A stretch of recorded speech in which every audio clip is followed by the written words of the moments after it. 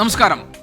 കാലവർഷത്തിന്റെ തീവ്രത അടുത്ത 5 ദിവസങ്ങളിൽ കൂടും എന്ന കാലാവസ്ഥാ പ്രവചനത്തിന്റെ വെളിച്ചത്തിൽ അതീവ ജാഗ്രതയിലാണ് നമ്മുടെ നാട്.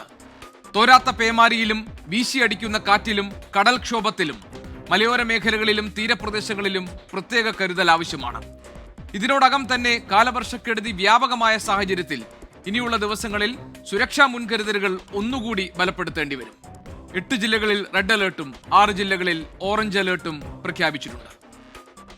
നിലവിൽ ഇടുക്കി, മലപ്പുറം, കാസർഗോഡ്, തൃശ്ശൂർ ജില്ലകളിൽ ദേശീയ ദുരന്ത പ്രതികരണ സേനയുടെ ഓരോ ടീമിനെ വീതം വിന്യസിച്ചിട്ടുണ്ട്. ജൂൺ 1-ാം തീയതിയോടെ ആലപ്പുഴ, പത്തനംതിട്ട, എറണാകുളം, കോഴിക്കോട്, വയനാട് ജില്ലകളിൽ ടീമുകളെ വിന്യസിക്കും. സംസ്ഥാനത്ത് 59 ക്യാമ്പുകളാണുള്ളത്. 1296 ആൾക്കാരെ അവിടെ താമസിപ്പിച്ചിട്ടുണ്ട്. എൻകൗണ്ടർ പ്രൈം ഇന്ന് വിവിധ ജില്ലകളിലെ മഴയുടെ സാഹചര്യം പരിശോധിക്കുകയാണ്. ഒപ്പം കാലാവസ്ഥാ വിദഗ്ധരും ഇന്ന് അതിഥികളായി നമ്മളോടൊപ്പം ഉണ്ടാകും. എൻകൗണ്ടർ പ്രൈം തുടങ്ങുന്നു. പ്രേക്ഷകർക്ക് സ്വാഗതം.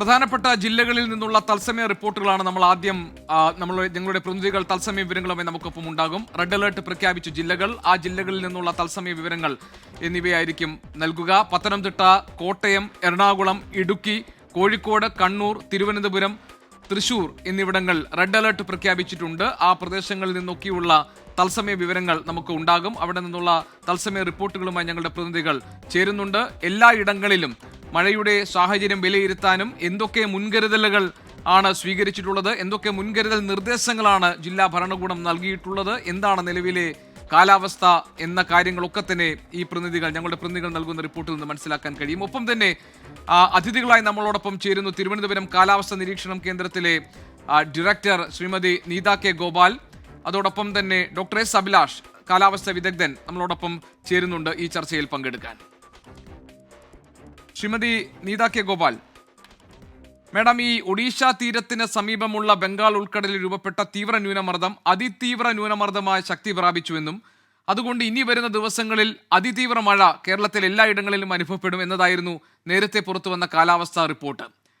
ഏത് സ്വഭാവത്തിലുള്ള ഒരു മഴയായിരിക്കും ഇനി വരുന്ന മണിക്കൂറുകളിൽ നമുക്ക് ഉണ്ടാവുക? ഏതൊക്കെ മേഖലകളിലാണ് പ്രത്യേകം ജാഗ്രത വേണ്ടത്? എന്താണ് ഏറ്റവും പുതിയ കാലാവസ്ഥാ പ്രവചനം?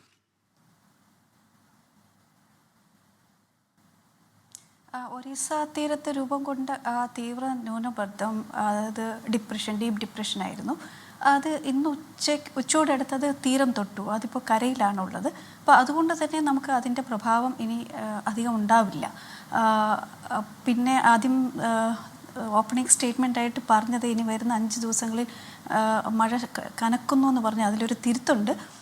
ഇന്നാണ് മാക്സിമം വെതർ നമ്മൾ എക്സ്പെക്റ്റ് ചെയ്യുന്നത്. നാളെ കുറച്ച് കുറവുണ്ടാവും.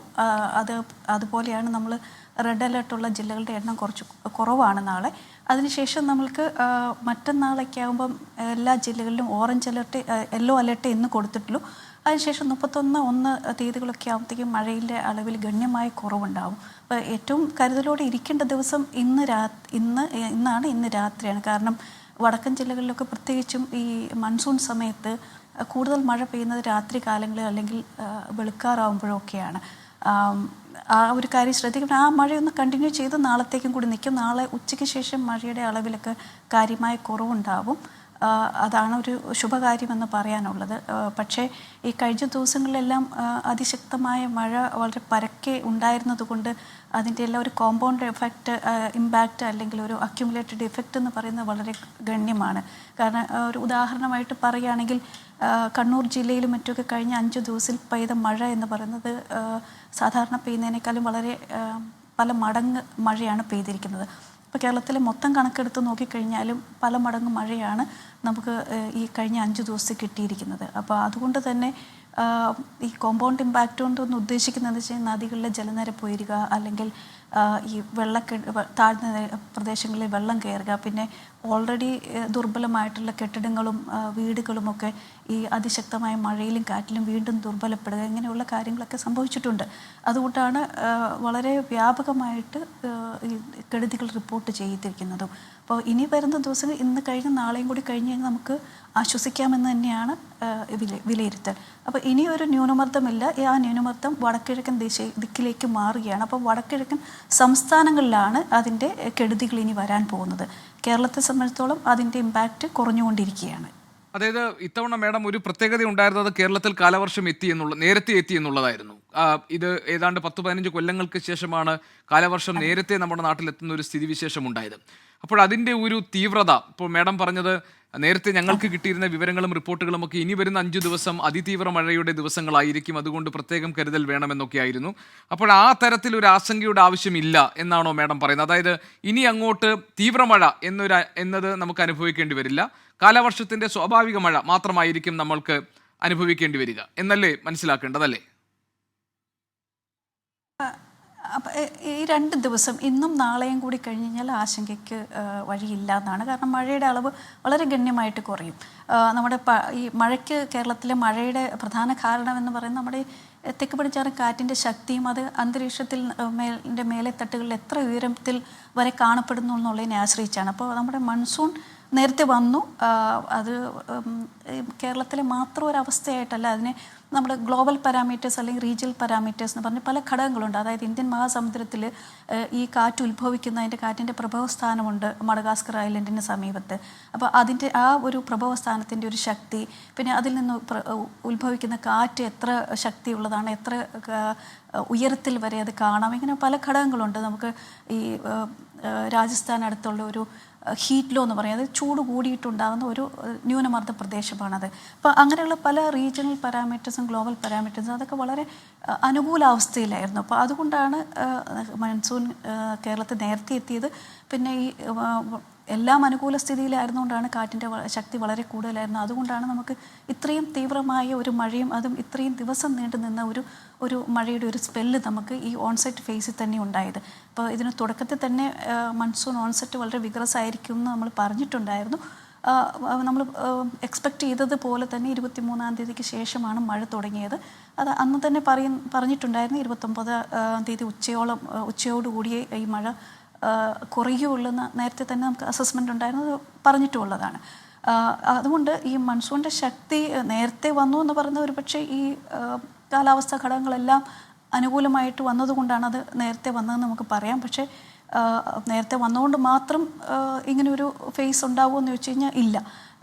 പല ഘടകങ്ങളും ഞാൻ ആദ്യം സൂചിപ്പിച്ചുള്ള പല ഘടകങ്ങളും അനുകൂല ഭാവത്തിൽ ഒന്നിച്ചു വരുന്നത് കൊണ്ടാണ് ഇങ്ങനെയൊരു അതിശക്തമായൊരു മഴയുടെ ഒരു എപ്പിസോഡ് നമുക്കുണ്ടായത്. ഒരു ഉദാഹരണമായിട്ട് പറയുകയാണെങ്കിൽ എല്ലാവർക്കും പെട്ടെന്ന് മനസ്സിലാവുന്ന ഒരു കാര്യമാണ് ലാനിന കണ്ടീഷൻ എന്ന് പറയുന്നത്.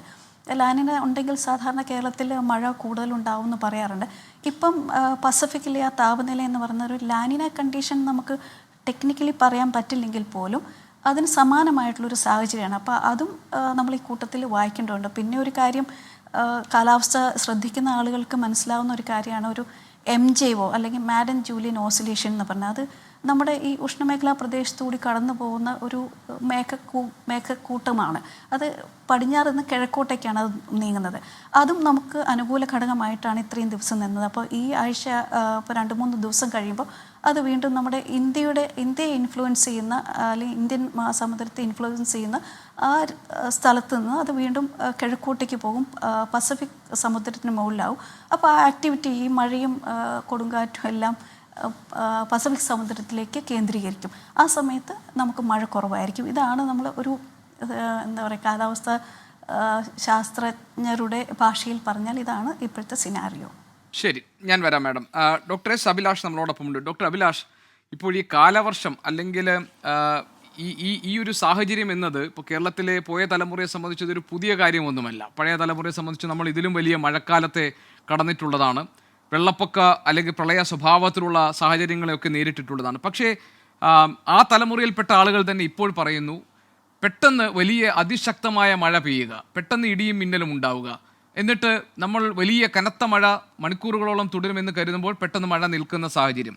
ഇതിനെ ഞാൻ താങ്കൾ തന്നെ വിശേഷിപ്പിച്ചത് ഇത് ക്യുമിലോ നിംബസ് മേഘങ്ങൾ രൂപപ്പെടുന്നുണ്ട് എന്നതാണ്. സത്യസന്ധമായി പറഞ്ഞാൽ ഈ കാലാവസ്ഥയുമായി ബന്ധപ്പെട്ട കാര്യങ്ങൾ അറിയാത്തത് കൊണ്ടാണ് ഒരുപക്ഷെ എന്നെ പോലെ തന്നെ പല സാധാരണക്കാരായ ആളുകളും ഈ ഒരു വാക്കും ആദ്യമായി കേൾക്കുന്നതായിരിക്കും, ക്യുമിലോ നിംബസ് മേഘങ്ങൾ എന്നത്. അതേപോലെ തന്നെ ആഞ്ഞടിക്കുന്ന കാറ്റ്, ഡൗൺ ബസ്റ്റ് എന്ന് പറയുന്നതും. എന്താണ് ഈ പ്രതിഭാസം? ഇത് കേരളത്തിൽ ഇതൊരു പുതിയ സാഹചര്യമാണോ ഉണ്ടായിരിക്കുന്നത്? അതിൻ്റെ ഭാഗമാണോ? അങ്ങനെയാണോ നമ്മൾ ഇതിനെ മനസ്സിലാക്കേണ്ടത്? ഇപ്പോൾ കാലാവസ്ഥയെപ്പറ്റി കൂടുതൽ ആളുകൾ, സാധാരണക്കാർ മനസ്സിലാക്കി വരികയാണല്ലോ. ഡോക്ടർ അഭിലാഷ്. അതെ, തീർച്ചയായിട്ടും.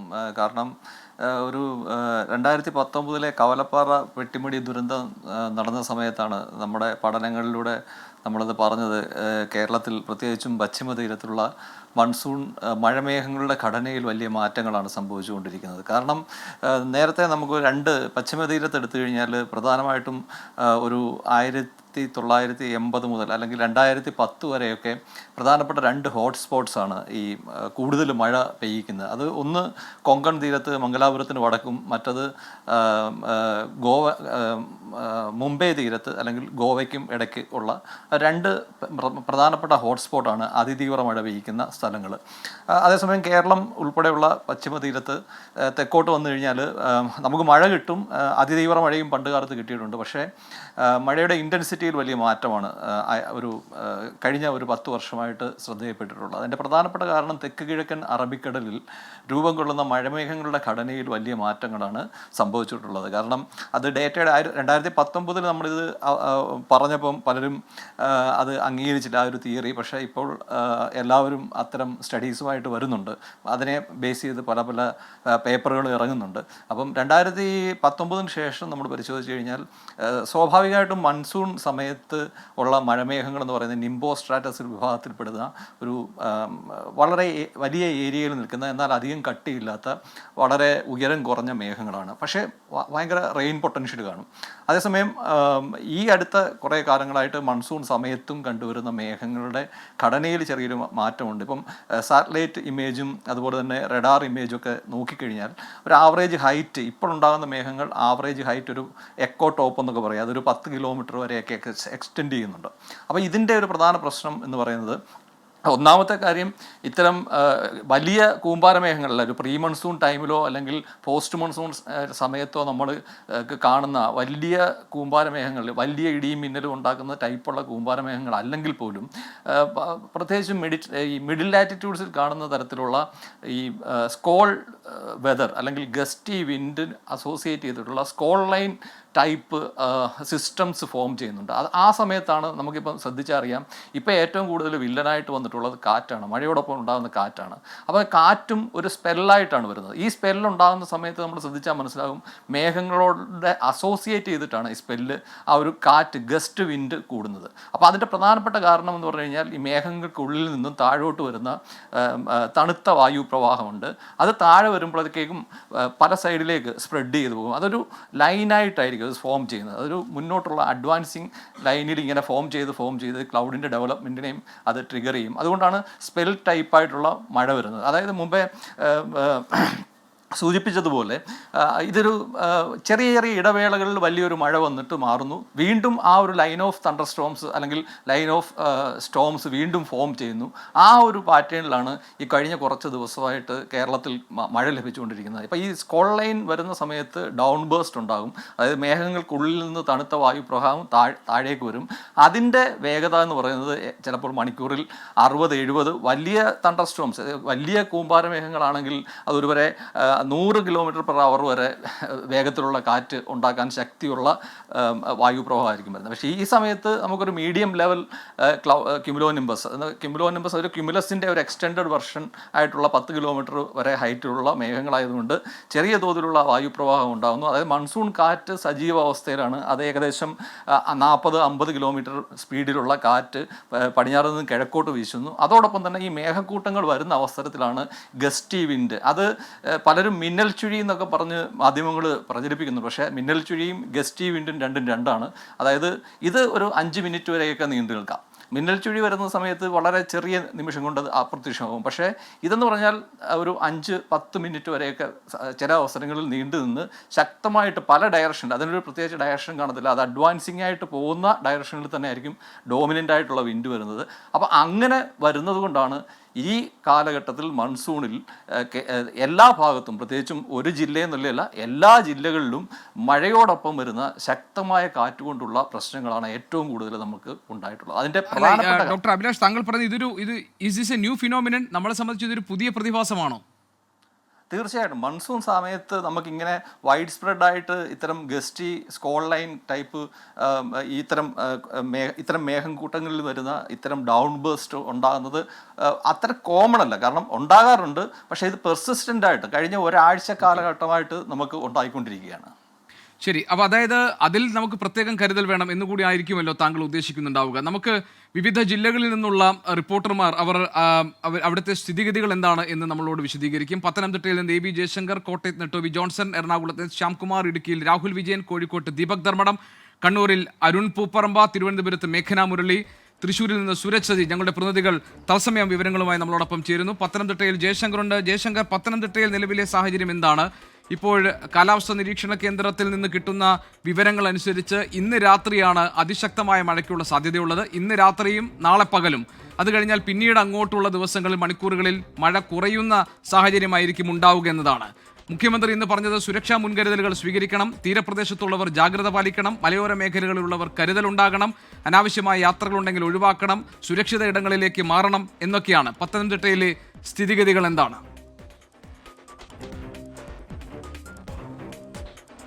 രാവിലെ മുതൽ പത്തനംതിട്ട ജില്ലയിൽ കനത്ത മഴയാണ് രേഖപ്പെടുത്തിക്കൊണ്ടിരിക്കുന്നത്. മലയോര മേഖലയിൽ ഉൾപ്പെടെ വലിയ തോതിൽ മഴ പെയ്തു. കോന്നിയിലും റാന്നിയിലും ചിറ്റാർ ഉൾപ്പെടെയുള്ള മേഖലകളിൽ വിവിധയിടങ്ങളിൽ വെള്ളം കയറി. ഒപ്പം തന്നെ ഈ മഴയുടെ കാറ്റിൻ്റെയൊക്കെ ശക്തി മൂലം വിവിധ ഇടങ്ങളിൽ മരങ്ങൾ പൊടുന്നനെ വീഴുന്ന സാഹചര്യം ഉണ്ടായി. നിരവധി വീടുകൾക്ക് മുകളിലാണ് ജില്ലയിൽ മരം കടപുഴകി വീഴുന്ന സാഹചര്യം ഉണ്ടായത്. റാന്നിയിൽ അതിശക്തമായ മിന്നൽ ചുഴലിക്കാറ്റ് തന്നെ ഉണ്ടായി.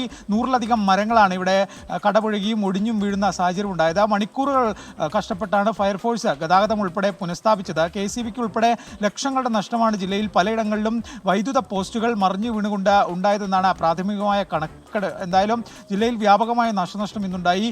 ഈ മലയോര മേഖലകളാണ് കൂടുതൽ മരങ്ങളും മറ്റും റോഡിലേക്കും വീടുകളിലേക്കും ഒക്കെ വീഴുന്ന ഒരു സാഹചര്യം ഉണ്ടായത്. എന്തായാലും ജില്ലാ ഭരണകൂടം ഇതുമായി ബന്ധപ്പെട്ട കൃത്യമായ നടപടിക്രമങ്ങൾ നിലവിൽ സ്വീകരിക്കുന്നുണ്ട്. മൂഴിയാർ ഡാമിൻ്റെ ഒരു ഷട്ടർ ജലനിരപ്പ് അതിൻ്റെ പരമാവധി സംഭരണ ശേഷിയിലെത്തിയ സാഹചര്യത്തിൽ നിലവിൽ തുറന്നിട്ടുണ്ട്.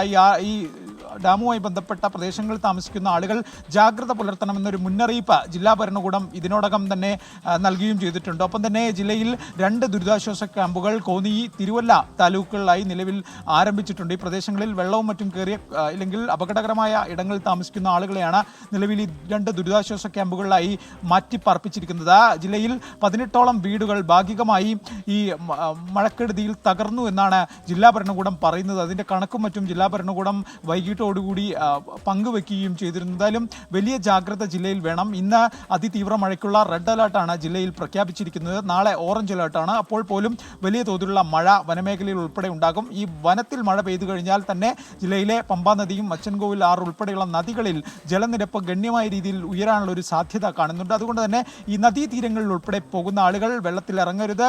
ഒപ്പം തന്നെ വലിയ ജാഗ്രത നദീതീരങ്ങളിൽ താമസിക്കുന്ന ആളുകൾ പുലർത്തണമെന്നൊരു മുന്നറിയിപ്പ് ജില്ലാ ഭരണകൂടം കഴിഞ്ഞ കുറച്ചധികം ദിവസങ്ങളായി നൽകുന്നുണ്ട്. ആ മുന്നറിയിപ്പ് അതുപോലെ തന്നെ തുടരുകയാണ്. ഈ മഴക്കെടുതിയിൽ സാധാരണ ആളുകളെയാണ് വലിയ തോതിൽ അത് ബാധിച്ചിരിക്കുന്നത്.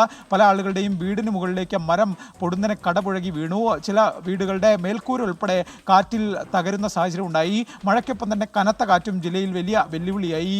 വനപ്രദേശത്തോട് ചേർന്നുള്ള പ്രദേശങ്ങളിലൊക്കെയാണ് വലിയ തോതിലുള്ള കാറ്റടിച്ചത്. ഈ കാറ്റിലാണ് പല വീടുകൾ തകരുന്ന രീതിയിൽ മരങ്ങൾ ഉൾപ്പെടെ കടപുഴകി വീഴുന്ന ഒരു സാഹചര്യം ഉണ്ടായത്. എന്തായാലും ജില്ലയിൽ ഇന്ന് രാത്രി അതീവ നിർണായകമാണ് ഈ കാലാവസ്ഥാ നിരീക്ഷണ കേന്ദ്രത്തിൻ്റെ മുന്നറിയിപ്പ് അനുസരിച്ച്. അതുപോലെ തന്നെ നാളെ പകലും വളരെ നിർണായകമാണ്. നാളെ ഓറഞ്ച് അലേർട്ടാണുള്ളത്. പക്ഷേ കൃത്യമായൊരു ജാഗ്രത മലയോര മേഖലയിൽ ഉൾപ്പെടെ വേണമെന്നൊരു നിർദ്ദേശം ജില്ലാ ഭരണകൂടം നൽകിയിട്ടുണ്ട്. 1-ാം തീയതി വരെ ജില്ലയിൽ മലയോര മേഖലയുടെ AB ജയശങ്കറാണ് വിവരങ്ങൾ നൽകിയത്. പത്തനംതിട്ടയിലെ സ്ഥിതിഗതികളാണ് ജയശങ്കർ വിശദീകരിച്ചത്.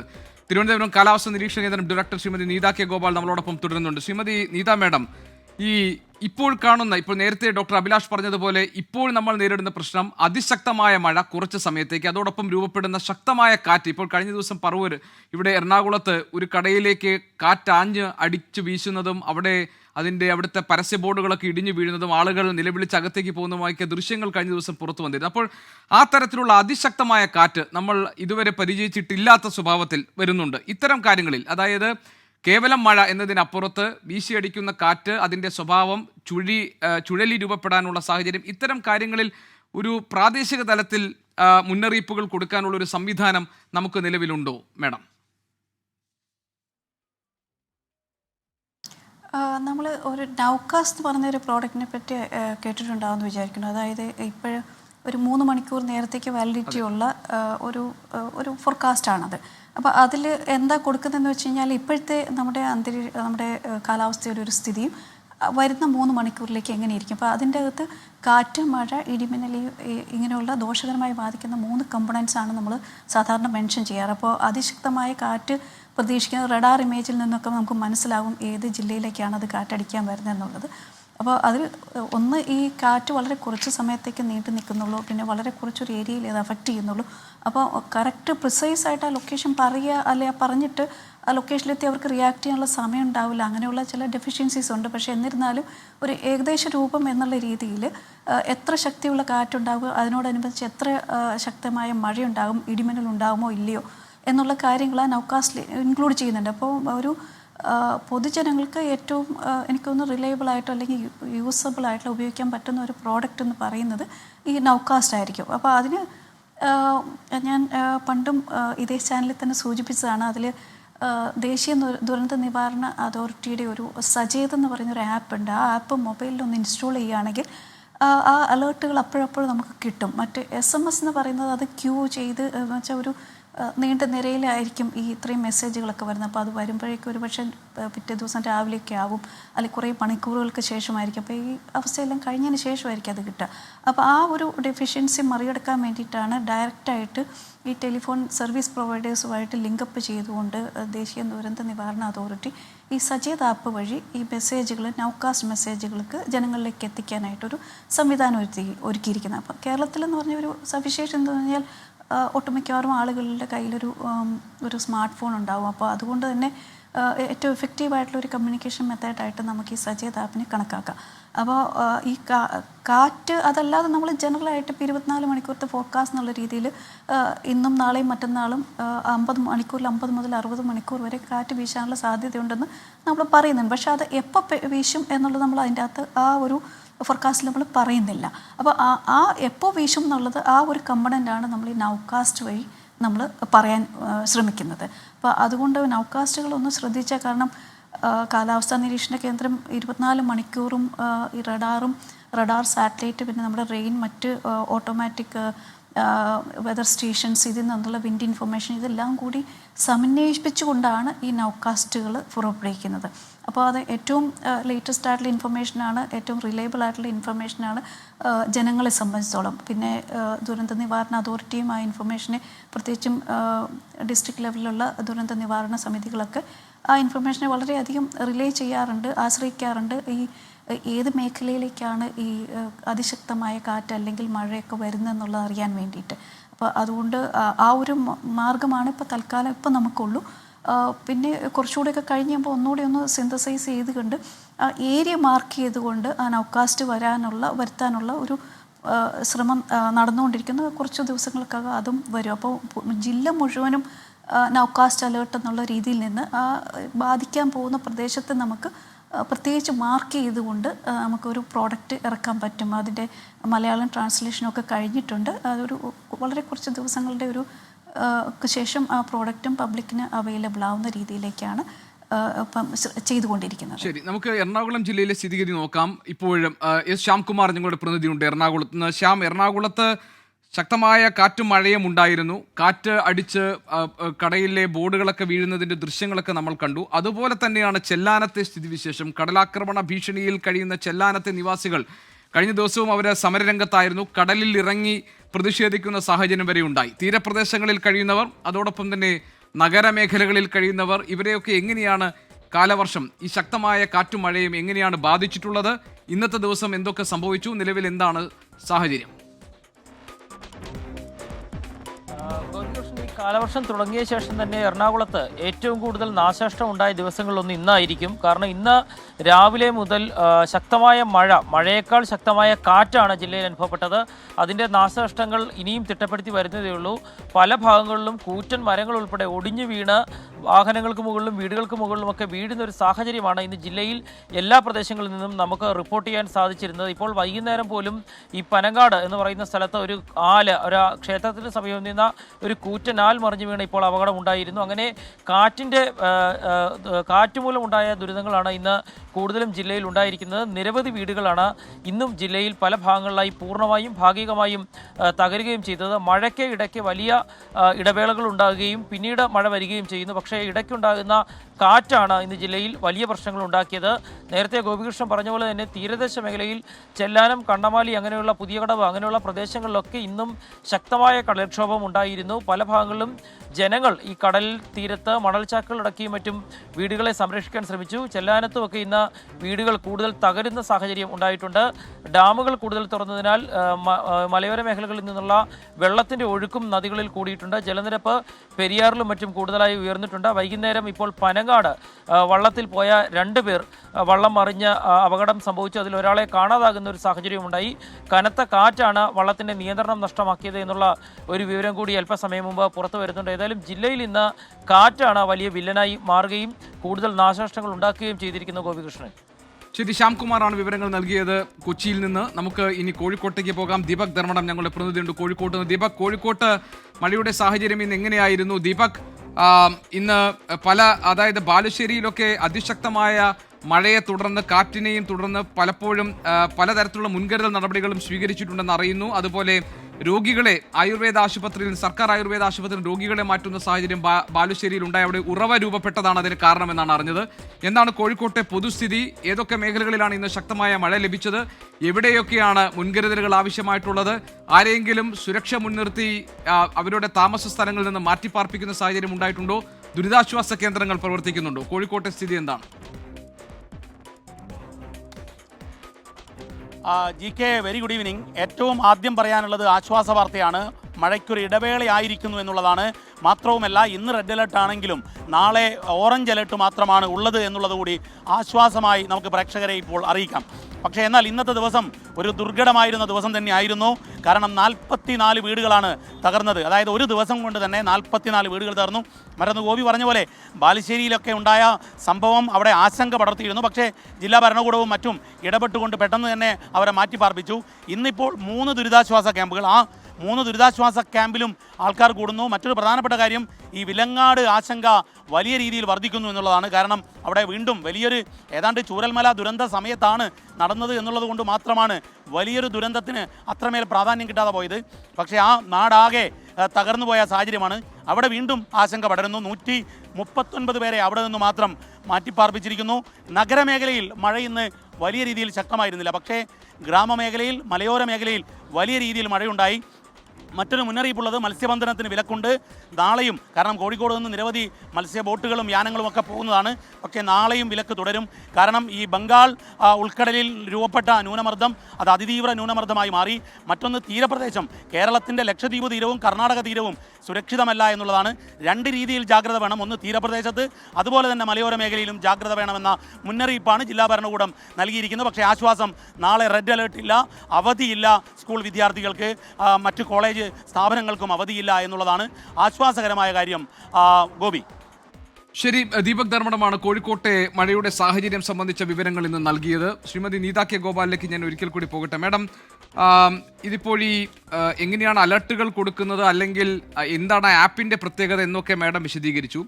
ഞാൻ ഈ മഴയുടെ തോത് സംബന്ധിച്ച് ഇപ്പോൾ പുറത്തു വന്ന കണക്കുകൾ നോക്കുകയായിരുന്നു. അപ്പോൾ പലപ്പോഴും എത്രയോ മടങ്ങ് മഴ അധികമായി ഈ സമയങ്ങളിൽ ലഭിച്ചിട്ടുണ്ട് കഴിഞ്ഞ തവണത്തെ അപേക്ഷിച്ച് എന്നാണ് ഈ കണക്കുകൾ സൂചിപ്പിക്കുന്നത്. ഇപ്പോൾ അതിൻ്റെ കണക്കിൻ്റെ വിശദാംശങ്ങൾ എനിക്ക് പൂർണ്ണമായി അറിയില്ല. എങ്കിലും ഇപ്പോൾ കണ്ണൂരിൽ 807.7 അത് 20 മില്ലിമീറ്ററിൽ, അത് 28.7 ആയിരുന്നു ഈ കാലയളവിൽ മുൻപ് കിട്ടിയിരുന്ന മഴ. കോട്ടയത്ത് അത് 770.5, അത് മുൻപ് കിട്ടിയിരുന്നത് 39.5. കോഴിക്കോട് 787.1, അത് മുൻപ് കിട്ടിയിരുന്നത് 43.5. ഇടുക്കിയിൽ 608, മുൻപ് കിട്ടിയിരുന്നത് 37. തിരുവനന്തപുരത്ത് 566.4, 30.2 മുമ്പ് കിട്ടിയത്. അപ്പോൾ ഇത് എത്രയോ മടങ്ങ് അധികമായി മഴ ഈ ചുരുങ്ങിയ സമയത്തിനുള്ളിൽ നമുക്ക് കിട്ടി എന്നല്ലേ നമ്മൾ മനസ്സിലാക്കേണ്ടത്. ഇതിൻ്റെ ഒരു പ്രവചന സ്വഭാവം എങ്ങനെയാണ്? ഈ തോതിലായിരിക്കുമോ ഇനി അങ്ങോട്ട് മഴയുണ്ടാകാൻ സാധ്യതയുള്ളത് നീത മാഡം? അത് ഞാൻ ആദ്യമേ സൂചിപ്പിച്ചതുപോലെ ആ സമയത്തെ ഇപ്പം നമ്മൾ ജൂൺ ആദ്യം മുതൽ കുറച്ച് ദിവസത്തേക്ക് നമുക്കൊരു മഴയിൽ നിന്നൊരു ശമനം ഉണ്ടാവും, ഒരു ആശ്വാസം ഉണ്ടാവും. അപ്പം അതിനുശേഷം ഞാൻ ആദ്യം സൂചിപ്പിച്ചല്ലോ, നമ്മൾ പല ഘടകങ്ങളാണ് നമ്മുടെ മഴയെ സ്വാധീനിക്കുന്നത്. നമ്മൾ കേരളത്തിലെ മഴയുടെ അളവ് മാത്രം പറഞ്ഞുകൊണ്ട് നമ്മൾ അല്ലെങ്കിൽ ഇവിടുത്തെ കാറ്റിൻ്റെ ഒരു ശക്തി പറഞ്ഞുകൊണ്ട് മാത്രം നമ്മൾ ഇവിടുത്തെ മൺസൂണിനെ നമ്മൾ അളക്കാൻ ശ്രമിക്കാതിരിക്കുകയാണ് നല്ലത്. കാരണം മൺസൂൺ എന്ന് പറഞ്ഞു കഴിഞ്ഞാൽ ഞാൻ ആദ്യം സൂചിപ്പിച്ച പോലെ ഒരു പ്രദേശം മുഴുവനും വ്യാപിച്ച് കിടക്കുന്ന ഒരു വലിയൊരു പ്രതിഭാസമാണത്. അപ്പോൾ അതുകൊണ്ട് ഈ പല ഘടകങ്ങൾ, അതാണ് ഞാൻ ആദ്യം പറഞ്ഞ പോലെ ഗ്ലോബൽ ഫീച്ചേഴ്സ് അല്ലെങ്കിൽ റീജിയണൽ ഫീച്ചേഴ്സ് എന്ന് പറഞ്ഞാൽ മൺസൂനെ സ്വാധീനിക്കുന്ന പല ഘടകങ്ങളുണ്ട്. ഞാൻ 1-2 ഉദാഹരണങ്ങൾ പറഞ്ഞിരുന്നു. അതുപോലെ ഈ ടിബറ്റിലെ ഒരു കാറ്റിൻ്റെ ഗതി, അങ്ങനെ പല ഘടകങ്ങളുണ്ട് ഇതിൽ. അപ്പോൾ ഇതെല്ലാം അനുകൂല ഭാവത്തിൽ വരികയും അതിന് കൂടുതൽ തന്നെ നമുക്ക് ഈ ബംഗാൾ ഉൾക്കടലിൽ ഒരു ന്യൂനമർദ്ദമൊക്കെ രൂപപ്പെടുകയൊക്കെ ചെയ്യുകയാണെങ്കിൽ വീണ്ടും നമ്മൾക്ക് ഇതുപോലെ അല്ലെങ്കിൽ പോലും അതിശക്തമായ മഴയുടെ എപ്പിസോഡുകൾ നമുക്ക് ഇനിയും പ്രതീക്ഷിക്കാം. പിന്നെ നമ്മൾ ഇതിൻ്റെ കൂട്ടത്തിൽ നമ്മൾ ചേർത്ത് വായിക്കേണ്ട ഒരു കാര്യമുണ്ട്. നമ്മൾ ചൂട് കാലത്തൊക്കെ എപ്പോഴും സംസാരിച്ചുകൊണ്ടിരുന്നൊരു കാര്യമാണ് കാലാവസ്ഥാ വ്യതിയാനം അല്ലെങ്കിൽ ഗ്ലോബൽ വാർമിംഗ് എന്നുള്ളത്. അപ്പോൾ ഈ ഗ്ലോബൽ വാർമിംഗ് നമ്മളെ പല രീതിയിൽ ബാധിക്കുന്നു. അതിലൊരു രീതിയാണ് ഈ അതിതീവ്ര മഴയെന്ന് പറഞ്ഞാൽ മഴയുടെ സ്വഭാവം അതിതീവ്രതയിലേക്ക് മാറിയിരിക്കുന്നു എന്നുള്ളത്. കാരണം അതിന് ഒരു ഉദാഹരണമല്ല, അതിനൊരു സയൻറ്റിഫിക് ബാക്ക്ഗ്രൗണ്ട് എന്താണെന്ന് വെച്ച് കഴിഞ്ഞാൽ അറ്റ്മോസ്ഫിയറിൻ്റെ താപനില അല്ലെങ്കിൽ വായുവിൻ്റെ താപനില 1 ഡിഗ്രി ശരാശരിയിലും 1 ഡിഗ്രി കൂടിയാൽ അതിന് ഈ വായുവിൽ ഉൾക്കൊള്ളാൻ കഴിയുന്ന നീരാവിയുടെ അളവിൽ ഗണ്യമായി കൂടും. അപ്പോൾ ആ വായു തണുത്ത് കഴിയുമ്പം അതിൽ നിന്ന് വരുന്ന വെള്ളത്തിൻ്റെ അല്ലെങ്കിൽ മഴയുടെ അളവും ഗണ്യമായിട്ട് കൂടും.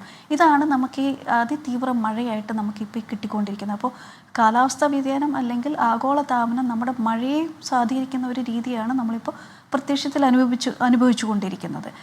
അതുകൊണ്ട് തന്നെ ഇപ്പോൾ ഒരു സാധാരണഗതിയിൽ ഞങ്ങൾക്ക് പഠിച്ചുകൊണ്ടിരുന്ന സമയത്ത്, അതൊരു 20-25 വർഷം മുൻപ് ഞങ്ങൾക്ക് ഈ സർവീസിൽ ചേർന്ന സമയത്തൊക്കെ ഒരു വെതർ സിസ്റ്റം ഉണ്ടെങ്കിൽ അത് ഒന്ന് ചെറുതായിട്ടൊന്ന് ഇടപെട്ടോട്ടെ. കാരണം താങ്കൾക്കറിയാമല്ലോ, കനത്ത കാലവർഷമാണെങ്കിലും നിലമ്പൂർ ഉപതെരഞ്ഞെടുപ്പ് നടക്കുന്ന സാഹചര്യത്തിൽ അവിടെ രാഷ്ട്രീയ ചൂടേറുകയാണ്. അതുകൊണ്ട് PV അൻവർ ഇപ്പോൾ മാധ്യമങ്ങളെ കാണുന്നുണ്ട്. അതിലേക്ക് ഞാനൊന്ന് പോകും. അതൊന്നും ഇപ്പൊ തീരുമാനമില്ലല്ലോ. എനിക്കറിയില്ല, ഞാൻ ആ മുന്നണി യോഗത്തിൽ പങ്കെടുത്തിട്ടില്ലല്ലോ. അല്ല, ഞങ്ങൾ ഒരുപാട് കാര്യങ്ങൾ ഡിസ്കസ് ചെയ്തു. നാളെ സ്റ്റേറ്റ് കമ്മിറ്റി കൂടി ഡിസ്കസ് ചെയ്തിട്ട് ഒരു ഒരു പൊതു അഭിപ്രായം. സെക്രട്ടേറിയറ്റ് എന്ന് പറയുന്ന ആകെ 18 മെമ്പർമാരേ ഉള്ളൂ. സ്റ്റേറ്റ് കമ്മിറ്റി 113 പേരുണ്ട്. ആ കമ്മിറ്റിയും കൂടിയതിന് ശേഷം ഒരു ഇലക്ഷൻ എന്ന നിലക്ക് കുറച്ച് വിപുലമായ ഡിസ്കഷൻ നടത്തേണ്ടതാണ്. ആ നിലക്കുള്ള ഡിസ്കഷൻ കഴിഞ്ഞിട്ടുള്ള തീരുമാനം.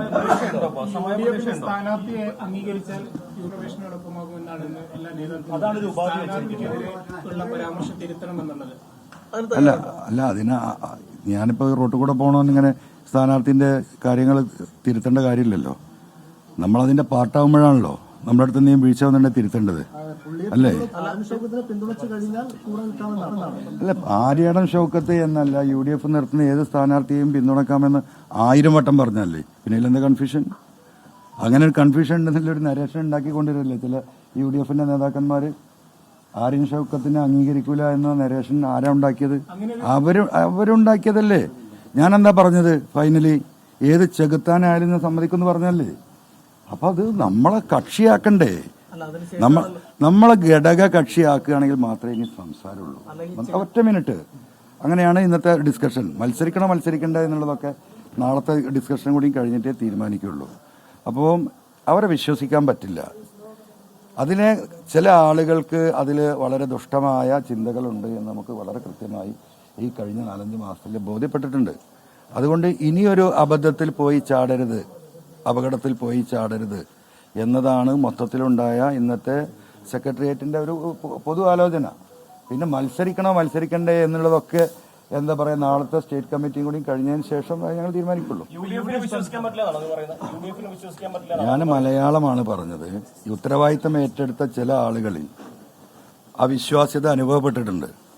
അപ്പം ഇനിയും അങ്ങനെ ഒരു കൂട്ടായ ഉത്തരവാദിത്തത്തോടു കൂടി കാര്യങ്ങൾ UDF ലീഡർഷിപ്പ് ഏൽക്കുകയാണെങ്കിൽ മാത്രം, അതും പബ്ലിക്കായി പറഞ്ഞുകൊണ്ട്, മനസ്സിലായോ, നമ്മളൊരു കാര്യം തീരുമാനിച്ചു കഴിഞ്ഞാൽ ഇത് രാഷ്ട്രീയം എന്ന് പറഞ്ഞാൽ പൊതുവാണല്ലോ, ജനങ്ങളോട് പറയണമല്ലോ.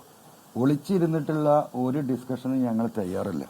ഞങ്ങൾ ഇതുവരെയുള്ള ഞങ്ങളുടെ എന്താ പറയുക കാര്യങ്ങൾ കണക്കിലാക്കി എവിടെയാണെങ്കിലും എല്ലാം സ്വകാര്യമായിട്ടാണ് ചർച്ച ചെയ്തത്. ആ സ്വകാര്യമായി ചർച്ച ചെയ്തൊക്കെ ഒരു വിശ്വാസ്യതയുടെ അടിസ്ഥാനത്തിൽ. ആ വിശ്വാസ്യത ഇപ്പം ഞങ്ങൾക്ക് നഷ്ടപ്പെട്ടു ചർച്ച ചെയ്ത വ്യക്തിയുമായി, ഉത്തരവാദിത്തപ്പെട്ട വ്യക്തിയുമായി. അതുകൊണ്ട് ഇനി ഞങ്ങൾ എന്ത് ഡിസ്കസ് ചെയ്യണമെങ്കിലും അത് പൊതുവായിട്ട് പൊതുസമൂഹം കൂടി അറിഞ്ഞിട്ടുള്ള ഡിസ്കഷനെ ഞങ്ങളുള്ളൂ.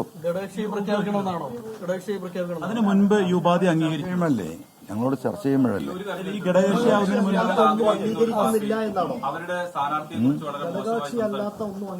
ഇനി ഞങ്ങൾക്കൊന്നും അംഗീകരിക്കാൻ കഴിയില്ല. എന്താ ഒരൊറ്റ മിനിറ്റ്, എന്താ ഞങ്ങളെ ഘടകകക്ഷിയാക്കുന്നതിലെ കുഴപ്പം? ഞാൻ പറഞ്ഞല്ലോ, ഒരു പ്രവാസി അസോസിയേഷൻ, ഒരു കമ്പ്യൂട്ടറും 2 ആളുമുള്ളൊരു പാർട്ടി ഇതിൽ ഘടകകക്ഷിയാണ്. മറ്റുള്ള ഘടകകക്ഷികളെ കുറിച്ച് ഞാൻ പറയുന്നത് ശരിയല്ല. കേരളത്തിലെ പൊതുസമൂഹത്തിന് പോലും അറിയില്ല അങ്ങനെ ഒരു സംഘടനയെക്കുറിച്ച്. പത്രക്കാരായ നിങ്ങൾക്ക് അറിയുമെന്ന് എനിക്കറിയില്ല. അവരെ പോലും എന്താ പറയാ ഇതിൽ ഘടകകക്ഷിയാണ്. അതിനു മുൻപ് അതില് ഒരു മിനിറ്റ്, അപ്പോൾ അവരെ പോലും ഘടകകക്ഷിയാണ്. പിന്നെ എന്തുകൊണ്ടാണ് ഞങ്ങളെ ഘടകകക്ഷിയാക്കാൻ പറ്റാത്തത് എന്നുള്ളത് ഞങ്ങൾക്ക് അതിന്റെ വിശദീകരണം തരണം. അല്ല, സ്ഥാനാർത്ഥിയെ തള്ളി പറഞ്ഞത് പിൻവലിക്കണമെന്നുള്ളത് അവരുടെ ഒരു ന്യായമായ ആവശ്യമായിട്ട് തോന്നുന്നില്ല. അല്ല, തിരുത്തണമെങ്കിൽ ഞങ്ങൾ എടുക്കണമെന്ന് ഉറപ്പുകൊണ്ടേ. ഇപ്പൊ UDF എടുക്കുന്ന തീരുമാനിക്കുന്ന ഏത് സ്ഥാനാർത്ഥിയെയും പിന്തുണക്കാൻ ഞങ്ങൾ ബാധ്യസ്ഥരാണ്. ഒരു മിനിറ്റ്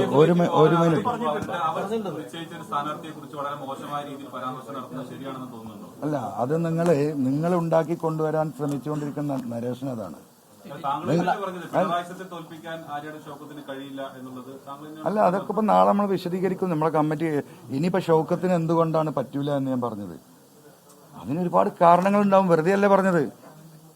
ഷൗക്കത്തും ഞാനും ഈ പറയുന്ന UDF ഞങ്ങളെല്ലാം കൂടെ ഒരുമിച്ചിരുന്ന് വർക്ക് ചെയ്തിട്ട് ഷൗക്കത്ത് തോറ്റുപോയാൽ ആർക്കതിന്റെ ഉത്തരവാദിത്തം? ഈ നിങ്ങൾ പറയല്ലോ ഞാൻ കാലുവാരിയെന്ന്. പിണറായിസോടെ അവസാനിച്ചില്ല. അതോട് കൂടിയിട്ട് അല്ല, ഞാൻ പറയട്ടെ ഷൗക്കത്ത് മത്സരിക്കുന്നു, ഞങ്ങൾ പിന്തുണ കൊടുക്കുന്നു. നാളെ ഷൗക്കത്ത് പരാജയപ്പെട്ടാൽ അതിന്റെ ഉത്തരവാദിത്തം ആർക്കാണ്? ഞാൻ പറയുന്ന ഈ പൊളിറ്റിക്കൽ പിണറായിസവും ഈ കുടുംബാധിപത്യവും എവിടെ പോകും? അപ്പൊ എന്തായി? എന്റെ രാഷ്ട്രീയം, ഞാൻ പറഞ്ഞ രാഷ്ട്രീയം അവസാനിച്ചു. വസ്തുതയല്ലേ?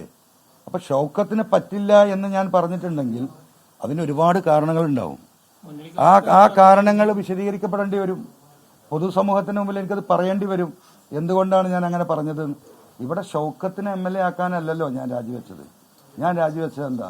ആ രാജിവെക്കുമ്പോൾ എനിക്ക് പറയാലോ, ഞാൻ അടുത്ത പ്രാവശ്യം ഇപ്പോൾ നിലമ്പൂരിൽ പിണറായിസത്തിനെതിരെ മത്സരിച്ച് ജയിക്കും, ജനങ്ങൾ എന്നെ സഹായിക്കണം, ഈ ഗവൺമെന്റിന്റെ ചെയ്തികൾക്കെതിരെ പറഞ്ഞാൽ ഞാൻ രാജിവെക്കുന്നത്.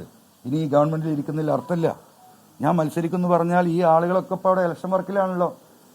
ആരെങ്കിലും ഉണ്ടോ? ഈ പറയുന്ന ചെയർമാനുണ്ടോ? മറ്റു നേതാക്കന്മാരുണ്ടോ? ആർക്കും അതിൽ എതിർപ്പുണ്ടാവുക?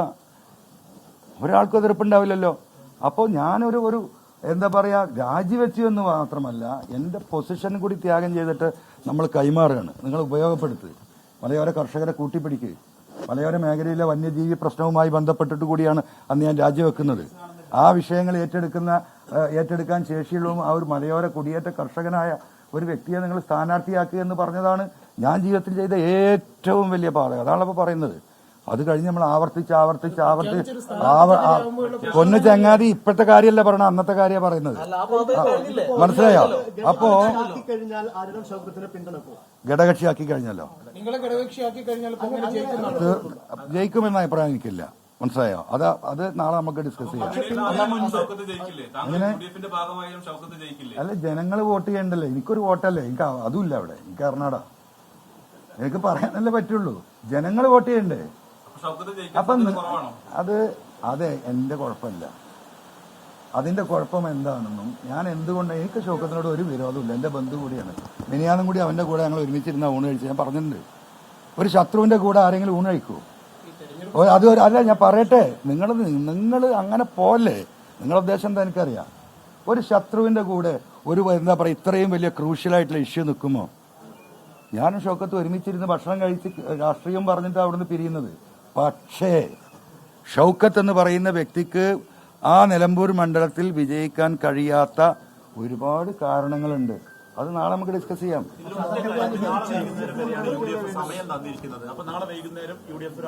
നാളെ വൈകുന്നേരം കഴിഞ്ഞാലോ? അല്ല, നാളെ എങ്ങനെ? അതല്ലോ പറയട്ടെ. അല്ല മതി, ഇനി പറയാനില്ല. അല്ല, നാളെ ഉച്ചയ്ക്ക് ശേഷം നമുക്ക് കാര്യങ്ങൾ പറയാം. ബാബാ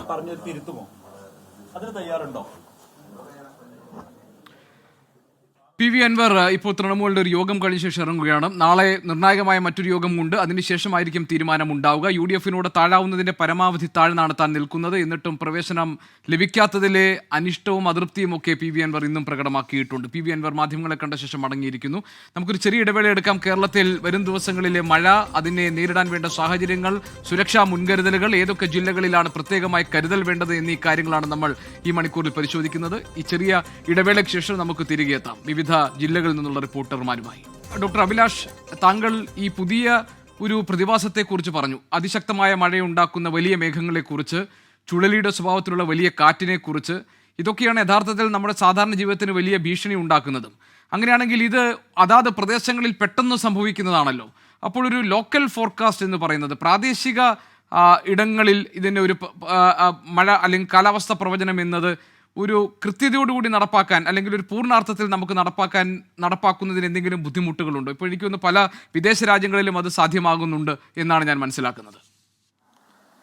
ഇപ്പം നമ്മൾ വിൻഡ് ഗസ്റ്റ് പ്രൊഡിക്റ്റ് ചെയ്യുന്നത് വളരെ ബുദ്ധിമുട്ടാണ്. പക്ഷേ ഈ സ്കോൾ ലൈൻസ് അല്ലെങ്കിൽ സ്കോൾ വിൻഡ്, അതായത് sudden burst of wind lasting for more than 1 minute, അതായത് മുമ്പ് പറഞ്ഞ പോലെ 5 മിനിറ്റൊക്കെ ഡ്യൂറേഷനിലുള്ള സ്കോൾസ് ഒരു പരിധിവരെയൊക്കെ പ്രിഡിക്റ്റ് ചെയ്യാൻ പറ്റും.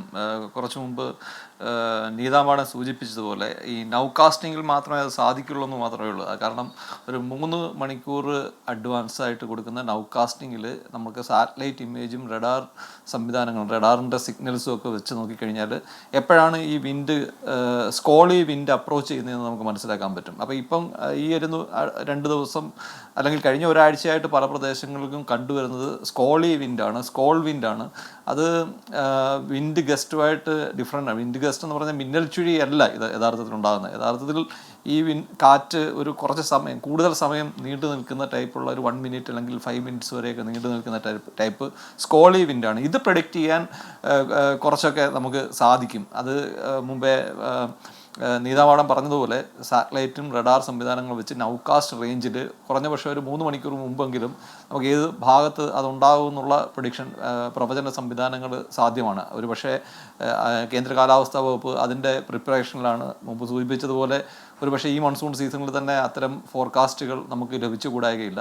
അപ്പം അതിൻ്റെ ഒരു പ്രിപ്പറേഷൻ നടന്നുകൊണ്ടിരിക്കുന്നതാണ് സൂചിപ്പിച്ചത്. അത് സാധ്യമാണ്. കാരണം ഗസ്റ്റ് വിൻഡ് ഡിഫറൻ്റ് ആണ്. നമ്മളിത് എല്ലാത്തിനെയും കൂടെ മിക്സ് ചെയ്യുന്നതുകൊണ്ടുള്ള പ്രശ്നങ്ങളാണ്. മിന്നൽ ചുഴി പ്രെഡിക്റ്റ് ചെയ്യുക വളരെ അസാധ്യമാണ്, ഈ ഗസ്റ്റായിട്ട് വരുന്ന വിൻഡ്. പക്ഷേ സ്കോൾ ടൈപ്പ് വിൻഡ് നമുക്ക് കുറച്ചുകൂടി ഒരു ലീഡ് ടൈമിൽ ഒരു 3 മണിക്കൂർ മുമ്പൊക്കെ പ്രെഡിക്റ്റ് ചെയ്യാനുള്ള സംവിധാനങ്ങൾ നമുക്ക് ഒരുക്കാൻ പറ്റും, പലതരത്തിലുള്ള മോഡേൺ അഡ്വാൻസ്ഡ് ടെക്നിക്കുകൾ ഉപയോഗിച്ചുകൊണ്ട്. ശരി, വളരെയധികം നന്ദി ഡോക്ടർ അഭിലാഷ്, താങ്കൾ ഇത്രയും കാര്യങ്ങൾ വിശദീകരിച്ചതിന്, അതിഥിയായി എത്തിയതിന്. നമുക്ക് വീണ്ടും ജില്ലകളിലെ മഴയുടെ വിവരങ്ങൾ അന്വേഷിക്കാം. കോട്ടയത്തേക്ക് പോകാം. ടോബി ജോൺസൺ ഞങ്ങളുടെ പ്രതിനിധിയുണ്ട് കോട്ടയത്ത് നിന്ന്. ടോബി, കോട്ടയത്തെ സ്ഥിതിഗതികൾ എന്താണ്?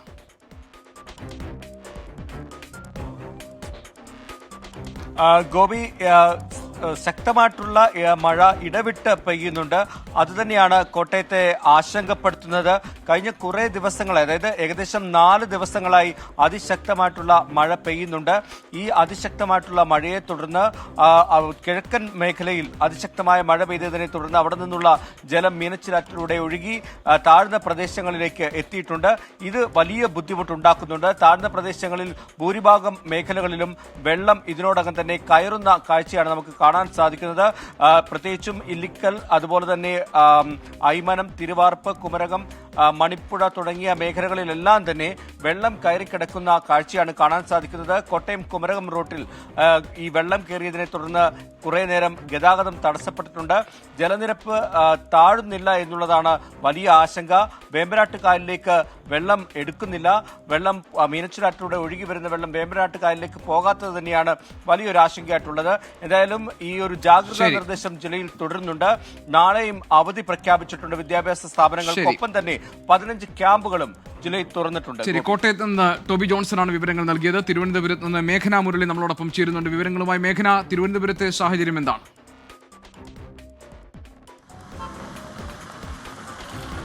തിരുവനന്തപുരത്ത് നഗര ഗ്രാമ മലയോര പ്രദേശ വ്യത്യാസമില്ലാതെ ശക്തമായ മഴ പെയ്യുകയാണ്. അതിൽ അതിശക്തമായ കാറ്റ് വീശുന്നു എന്നുള്ളത് തന്നെയാണ് ഏറ്റവും പ്രധാനപ്പെട്ട കാര്യം. നമ്മൾ ഇവിടെ കാണുന്ന ഈ ദൃശ്യങ്ങളിൽ പോലും കാണുന്നുണ്ടാവും എന്ന് തോന്നുന്നു. കാരണം അത്രയേറെ വലിയ കാറ്റാണ് ഈ നഗരപ്രദേശത്തടക്കം വീശുന്നത് എന്നുള്ളതാണ്. മണിക്കൂറിൽ 45 മുതൽ 55 കിലോമീറ്റർ വരെ വേഗതയിലാണ് കാറ്റ് വീശുന്നത്. അതുകൊണ്ട് തന്നെ വ്യാപകമായ നാശനഷ്ടവും ഈ നഗര ഗ്രാമ മലയോര പ്രദേശങ്ങളിൽ ഉണ്ടായിട്ടുണ്ട് എന്നുള്ളതാണ്.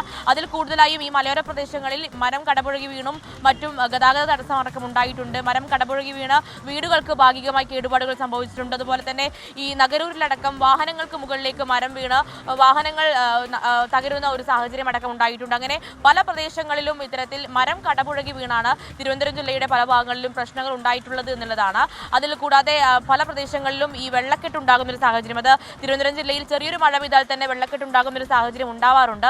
അതിന്റെ തുടർച്ചയായി തന്നെ ഇപ്പോഴും ഈ വൈകുന്നേരത്തോടു കൂടി തുടങ്ങിയ മഴ അത് ഒരു വെള്ളക്കെട്ടിന് സമാനമായിട്ടുള്ള സാഹചര്യം പല മേഖലകളിൽ ഉണ്ടായിട്ടുണ്ട് എന്നുള്ളതാണ്. മറ്റൊരു കാര്യം, ഈ റെയിൽവേ യാത്രക്കാരുടെ ട്രെയിൻ യാത്രക്കാരുടെ പ്രത്യേക ശ്രദ്ധയ്ക്കാണ്. അതായത് ട്രെയിൻ യാത്ര ചെയ്യുന്നവർക്ക് ഒരു സമയതാമസം ഉണ്ടാവാനുള്ള സാധ്യതയുണ്ട് എന്നുള്ളതാണ്. അത് ഈ കഴക്കൂട്ടം കടയ്ക്കാവൂർ റെയിൽവേ പാളത്തിന് സമീപമായി മരം പൊട്ടി വീണ് ഈ റെയിൽവേ ഗതാഗതം തടസ്സപ്പെട്ടിട്ടുണ്ട്. അത് തിരുവനന്തപുരം ഭാഗത്തേക്കുള്ള റെയിൽവേ ഗതാഗതം സാധാരണ നിലയിലാണ്. എന്നാൽ കൊല്ലം ഭാഗത്തേക്കുള്ള പല ട്രെയിനുകളും വൈകി ഓടുന്നത് റെയിൽവേ ട്രാക്കിനടുത്ത് വൈദ്യുതി ലൈനിന് മുകളിലായി മരം വീണതുകൊണ്ടാണ് എന്നുള്ളതാണ്. എന്തായാലും മഴ തിരുവനന്തപുരം ജില്ലയിൽ തുടരുകയാണ്. ശരി, മേഘന മുരളിയാണ് തിരുവനന്തപുരത്ത്. രാഹുൽ വിജയനുണ്ട് ഇടുക്കിയിൽ നിന്ന്. രാഹുൽ, മലയോര മേഖലയിൽ പ്രത്യേകം ജാഗ്രത ആവശ്യമാണ് എന്ന നിർദ്ദേശമുണ്ട്, മുന്നറിയിപ്പുണ്ട്. ഇടുക്കിയിലെ സ്ഥിതി എങ്ങനെയാണ്?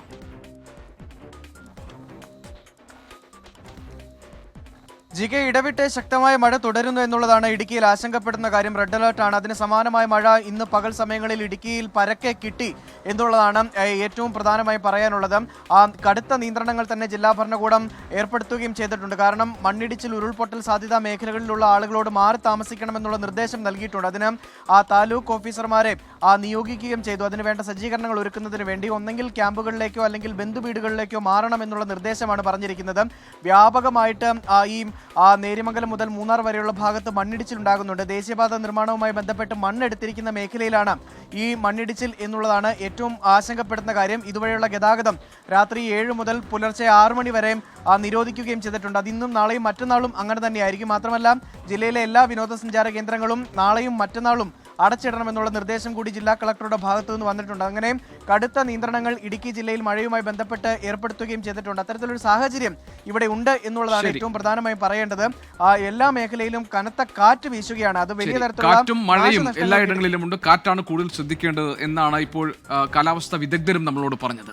ഇടുക്കിയിലെ സാഹചര്യമാണ് ഇപ്പോൾ രാഹുൽ വിജയൻ വിശദീകരിച്ചത്. നമുക്കൊരു ചെറിയ ഇടവേള കൂടി എടുക്കാം, തിരികെ എത്താം ഇടവേളയ്ക്ക് ശേഷം. ചർച്ചയിലേക്ക് വീണ്ടും. അതിശക്ത മഴ പ്രവചിക്കപ്പെട്ട സാഹചര്യത്തിൽ വിവിധ ജില്ലകളിൽ അവിടുത്തെ മഴ സാഹചര്യം എന്താണ് എന്നാണ് നമ്മൾ പരിശോധിച്ചുകൊണ്ടിരുന്നത്. കണ്ണൂരിൽ നിന്ന് ഞങ്ങളുടെ പ്രതിനിധി അരുൺ പൂപ്പറമ്പ നമ്മളോടൊപ്പം ചേരുന്നുണ്ട്. അരുൺ, കണ്ണൂരിൽ അതിശക്തമായ കാറ്റും മഴയും അനുഭവപ്പെട്ടിരുന്നല്ലോ. എങ്ങനെയാണ് ഇപ്പോഴത്തെ പൊതുവിലുള്ള സാഹചര്യം? ഇന്ന് അർദ്ധരാത്രി നല്ല മഴയ്ക്കുള്ള സാധ്യതയുണ്ട്, പ്രത്യേകിച്ച് വടക്കൻ ജില്ലകളിൽ എന്നാണ് കാലാവസ്ഥാ വിദഗ്ധർ പറഞ്ഞിരിക്കുന്നത്. കണ്ണൂരിൽ എന്തൊക്കെ സുരക്ഷാ സംവിധാനങ്ങളാണ് ഒരുക്കിയിട്ടുള്ളത് മുൻകരുതലായി?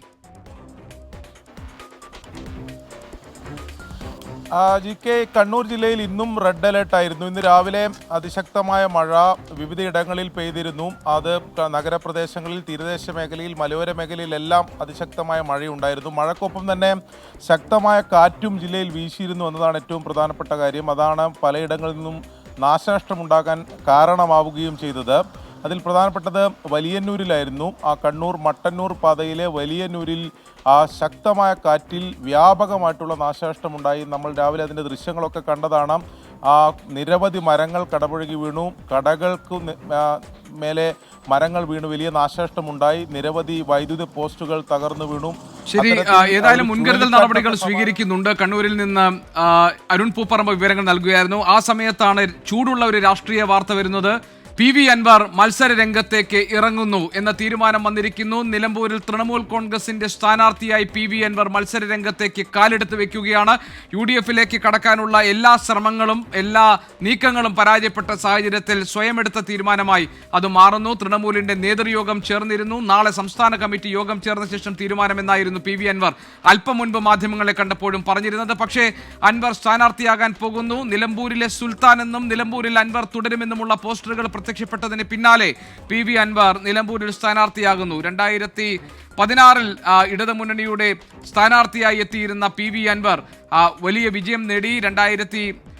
അതിനുശേഷം പിന്നീട് PV അൻവർ വീണ്ടും മത്സരരംഗത്തുണ്ടായിരുന്നു. തുടർന്ന് 2021 മത്സരരംഗത്തുണ്ടായിരുന്നു. അതിനുശേഷമാണ് ഇടതുമുന്നണിയുമായി തെറ്റിപ്പിരിഞ്ഞ് PV അൻവർ പുറത്തേക്ക് വന്നത്. അൻവർ UDF സ്ഥാനാർത്ഥിയെ പിന്തുണയ്ക്കുകയും UDF-ന്റെ ഭാഗമാകുമെന്നാണ് പ്രതീക്ഷിക്കപ്പെട്ടിരുന്നതെങ്കിലും എല്ലാ അനുനയ നീക്കങ്ങളും അനുരഞ്ജന ശ്രമങ്ങളും ഒടുവിൽ പരാജയപ്പെട്ടിരിക്കുന്നു. നിലമ്പൂരിൽ PV അൻവർ സ്ഥാനാർത്ഥിയാകും.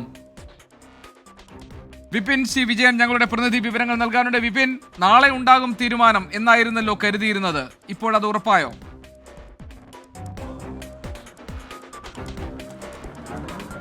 അതെ GK, അതിലൊരു ഉറപ്പ് വന്നിരിക്കുന്നു. ഇപ്പോൾ തൃണമൂൽ കോൺഗ്രസ് മത്സര രംഗത്തുണ്ടാകും എന്നുള്ളത് തീരുമാനിച്ചിരിക്കുന്നു. ഇന്ന് ഇപ്പോൾ മഞ്ചേരിയിൽ നടക്കുന്ന തൃണമൂൽ കോൺഗ്രസിന്റെ സെക്രട്ടേറിയറ്റിന് ശേഷമാണ് അത്തരമൊരു തീരുമാനത്തിൽ എത്തിയിരിക്കുന്നത്. മറ്റൊന്നുള്ളത് PV അൻവർ തന്നെ സ്ഥാനാർത്ഥിയാകും. ഇനി ഒരു വിട്ടുവീഴ്ചയ്ക്കില്ല എന്നുള്ളൊരു തീരുമാനം തൃണമൂൽ കോൺഗ്രസിന്റെ ഭാഗത്തു നിന്ന് ഉണ്ടാകുന്നു. ഇനി UDF മുൻകൈയെടുത്ത് ഘടകകക്ഷിയാക്കുകയാണെങ്കിൽ മാത്രം അതിൽ ഒരു പുനർവിചിന്തനം എന്നുള്ളതിലേക്കാണ് എത്തിയിരിക്കുന്നത്.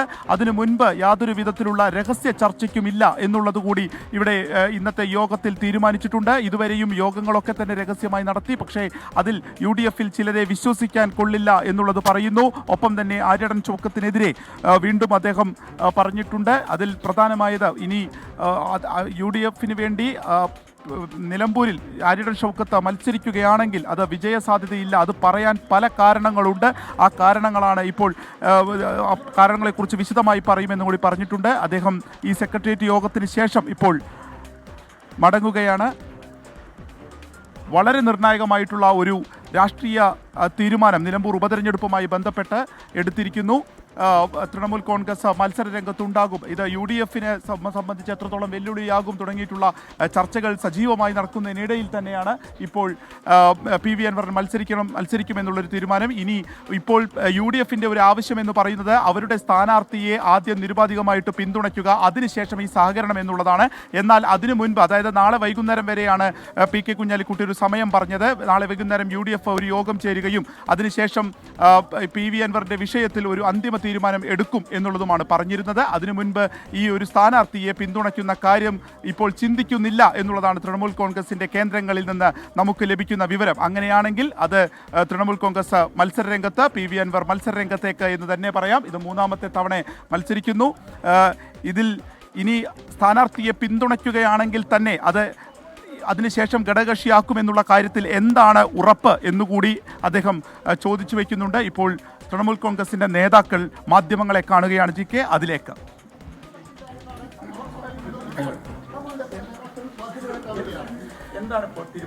തീരുമാനം ഞങ്ങൾ ഇപ്പോൾ സംസ്ഥാന സെക്രട്ടേറിയറ്റ് യോഗം ചേർന്നപ്പോൾ പ്രിയപ്പെട്ട തൃണമൂൽ കോൺഗ്രസിൻ്റെ കൺവീനറെ യുക്തമായ തീരുമാനമെടുക്കാൻ ഞങ്ങൾ ചുമതലപ്പെടുത്തി. നാളത്തെ സംസ്ഥാന കമ്മിറ്റിയിൽ കൂടി ചർച്ച ചെയ്തിട്ട് അദ്ദേഹം തീരുമാനം പ്രഖ്യാപിക്കും.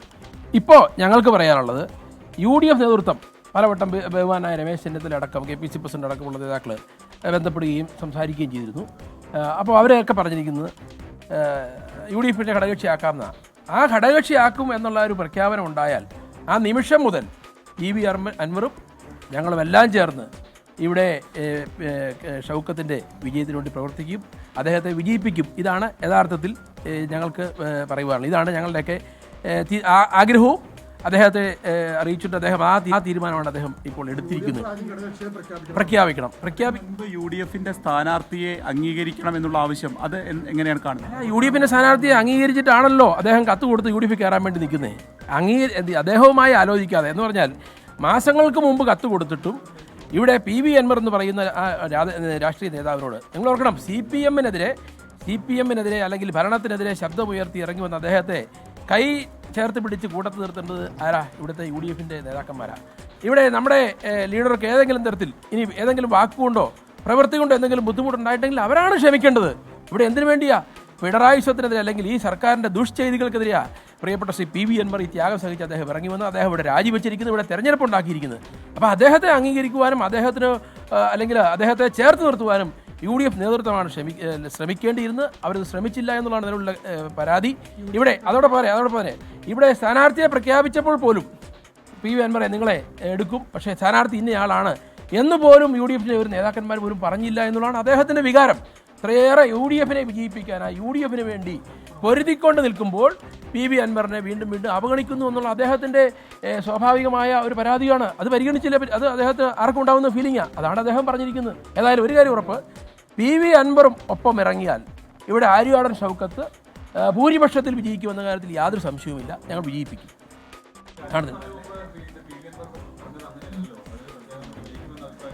ഇല്ല, അദ്ദേഹത്തോട് ഞങ്ങൾ ചോദിച്ചു. അദ്ദേഹം പറഞ്ഞതെന്ന് വെച്ചാൽ ഇനി ഞങ്ങൾ കാരണമാണ് പരാജയപ്പെട്ടതെന്ന് ആരും പറയരുത് എന്നുള്ളതുകൊണ്ട് ഞാനത് പറഞ്ഞു എന്നുള്ളതിനപ്പുറം ഇവിടെ അത് സ്വാഭാവികമായി പറഞ്ഞ ചോദ്യത്തിനുള്ള മറുപടി അദ്ദേഹത്തെ UDF-ന്റെ ഭാഗമാക്കിയാൽ UDF-ന്റെ ഒപ്പം ഞങ്ങളും കൂടി ഇറങ്ങാൻ PV അൻവറും കൂടി ഇറങ്ങുമ്പോൾ ഇവിടെ ഷൗക്കത്ത് നല്ല ഭൂരിപക്ഷത്തിൽ വിജയിക്കും, അതിനൊരു സംശയവുമില്ല. ഇപ്പം നാളെ സംസ്ഥാന കമ്മിറ്റി കഴിഞ്ഞതിന് ശേഷം അതിനു മുമ്പ് ഞങ്ങളെ UDF-ൽ ഘടകകക്ഷിയാക്കുമെന്ന് ഒരു വാക്ക് ഞങ്ങൾക്ക് ലഭിക്കണം. ആ വാക്ക് ലഭിച്ചാൽ ഞങ്ങൾ ഷൗക്കത്തിന് പിന്തുണ പ്രഖ്യാപിക്കും നാളെ സംസ്ഥാന കമ്മിറ്റിക്ക് ശേഷം. അസോസിയേറ്റ് മെമ്പർ ആക്കുകയാണെങ്കിലോ? ഇല്ല, അത് പറഞ്ഞിട്ടുണ്ട്. അസോസിയേറ്റ് മെമ്പർ എന്ന് പറഞ്ഞാൽ അത് പുറത്ത് നിൽക്കണം, യോഗത്തിൽ പങ്കെടുക്കാൻ പറ്റത്തില്ല. ഞങ്ങൾ ഈ സംസ്ഥാന സമിതിയിലും ജില്ലാ സമിതിയിലും അല്ലെങ്കിൽ നിയോജകമണ്ഡല സമിതിയിലുമൊക്കെ തൃണമൂൽ കോൺഗ്രസിൻ്റെ നേതാക്കൾ പങ്കെടുക്കുന്ന തരത്തിലുള്ള ഘടകകക്ഷിയായി ഈ UDF പ്രഖ്യാപിക്കുമെന്ന് ഉറപ്പ് ലഭിച്ചാൽ ആ നിമിഷം ഇവിടെ പ്രിയപ്പെട്ട PV അൻവർ തന്നെ ഷൗക്കത്തിന് മാലയിട്ട് കൊണ്ട് അദ്ദേഹത്തിന് വേണ്ടി പ്രവർത്തനം ആരംഭിക്കുമെന്നാണ് അദ്ദേഹം എടുത്തിരിക്കുന്നത്. ഞങ്ങൾ എടുത്തിരിക്കുന്നത്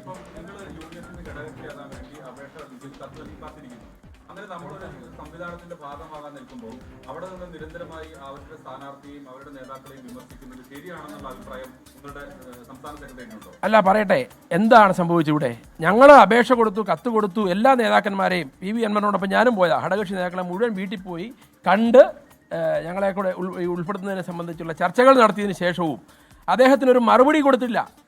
അതായത് UDF-ന്റെ ഒരു നേതാവും വിളിച്ച് പറഞ്ഞാൽ നിങ്ങളെ ഉൾപ്പെടുത്തും അല്ലെങ്കിൽ ഇന്ന ദിവസം ഉൾപ്പെടുത്താൻ ഇവിടെ പ്രതിപക്ഷ നേതാവ് ചുമതലപ്പെടുത്തി. അദ്ദേഹത്തിന് എന്തുകൊണ്ടാണോ എന്തോ തടസ്സമുണ്ടായി ഉൾപ്പെടുത്തിയില്ല. അതാണ് പ്രിയപ്പെട്ട PV അൻവർ അത്തരത്തിലുള്ള ചില സംസാരങ്ങളിലേക്ക് കടക്കേണ്ടി വന്നത്. ഇങ്ങനൊരു സംസാരം ഉണ്ടാക്കാതിരിക്കേണ്ട ഉത്തരവാദിത്വം അത് ഇവിടുത്തെ UDF-ന്റെ സംസ്ഥാന നേതൃത്വത്തിനായിരുന്നു. ഞാൻ ഒറ്റ കാര്യം മാത്രമേ ചോദിക്കുന്നുള്ളൂ. ഇവിടെ LDF-നെ പരാജയപ്പെടുത്താൻ UDF-നെ വിജയിപ്പിക്കുക എന്ന ലക്ഷ്യത്തോടു കൂടി മാത്രം ഇറങ്ങി വന്ന PV അൻവറിന് വേണ്ട പരിഗണന നാളിതുവരെ ഇവിടുത്തെ UDF നേതൃത്വത്തിന് കൊടുക്കാൻ സാധിച്ചോ എന്നുള്ളത് ചിന്തിക്കുക. ഞങ്ങളെ സംബന്ധിച്ച് ഇനിയും ഇവിടെ UDF-നെ തകർക്കാനോ അല്ലെങ്കിൽ ഇവിടെ LDF-നെ വിജയിപ്പിക്കാനോ ഞങ്ങൾ ഒരിക്കലും ആഗ്രഹിക്കുന്നില്ല. അപ്പം UDF വിജയിക്കണമെന്ന് തന്നെ ഞങ്ങളുടെ ആഗ്രഹം. LDF മത്സരത്തിന് തയ്യാറായോ? ഏതാ മത്സരത്തിന്? നാളെ സംസ്ഥാന കമ്മിറ്റിക്ക് ശേഷം. അതിന് മുമ്പ് UDF നേതൃത്വം ഞങ്ങളുമായിട്ട് ബന്ധപ്പെട്ട് ഈ പറഞ്ഞ പോലെ ഞങ്ങളെ കൂടി ഘടകകക്ഷിയാക്കും എന്നുള്ള തീരുമാനം പ്രഖ്യാപിച്ചാൽ ഞങ്ങൾ മത്സരിക്കില്ല. മുൻകൈ എടുക്കേണ്ടത് UDF ആണെന്നാണ്. UDF ഇനി അൻവർ പറയട്ടെ എന്ന് പറയുന്നതിൽ എന്തർത്ഥം? മാസങ്ങൾക്ക് മുമ്പ് കത്ത് കൊടുത്തു, എല്ലാ നേതാക്കളുടെ വീടുകളിൽ പോയ നിലമ്പൂരിൽ PV അൻവർ സ്ഥാനാർത്ഥിയാകും എന്നുള്ള വാർത്തയാണ് ഇപ്പോൾ വരുന്നത്. നിലമ്പൂരിൽ നിന്ന് വിപിൻ C വിജയൻ തത്സമയം ചേരുകയാണ്. വിപിൻ, പ്രൈം ടൈമിലേക്ക് താങ്കൾക്ക് സ്വാഗതം. എന്താണ് നിലമ്പൂരിൽ നിന്ന് കേൾക്കുന്ന വാക്കുകൾ?